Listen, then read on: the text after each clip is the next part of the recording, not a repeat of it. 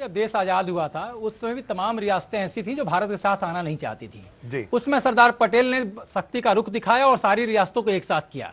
कोई आदमी माहौल बनाना एक सत्ता तंत्र के जो हाथ में होता है वो उस तरीके से काम करता है। और दूसरा सबसे बड़ा एग्जाम्पल आपके सामने पंजाब का आतंकवाद है। जिसमें पंजाब का आतंकवाद पीक पर था उसमें नरसिम्हा राव जैसा व्यक्ति, जिसको लोग कहते थे मौनी प्रधानमंत्री हमारे हैं, उन्होंने जिस इच्छा शक्ति का परिचय दिया और जिस तरीके से उन्होंने डील किया पूरे पंजाब के टेररिज्म को, आज पंजाब का टेररिज्म समाप्त हुआ है। जब तक आप अपनी सियासत के नजरिए से किसी समस्या को देखेंगे उस समस्या का समाधान नहीं हो सकता है।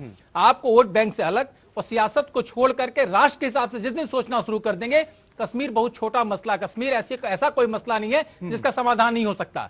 आपने खुद वहां की समस्या को जन्म दिया है, तो जिस समस्या को आप खुद पैदा करके उसको जिंदा रखना चाहते हैं उसका समाधान निकलना मुश्किल है। अगर वाकई आप बीमारी से निजात पाना चाहते हैं तो आप दवा खा लीजिए, सर्जरी करा लीजिए, लेकिन आपको निजात पाने के लिए उसके तरफ आगे बढ़ना पड़ेगा। और सबसे बड़ी बात है मानवाधिकार की बात को लेकर के जिस तरह की चर्चाएं बार बार आती हैं, मानवाधिकार सबका है। सेना के जवान वहां सिर्फ गोली खाने के लिए और आतंकियों या अलगाववादी ताकतों के जूते खाने नहीं गए हैं, वो गए देश की रक्षा के लिए। तो उनको भी आपको फ्री हैंड होकर के एक सेंटर कमांड देना पड़ेगा कि अगर कोई ऐसी शक्तियां आती हैं सामने तो उनके साथ सख्ती से निपटिए।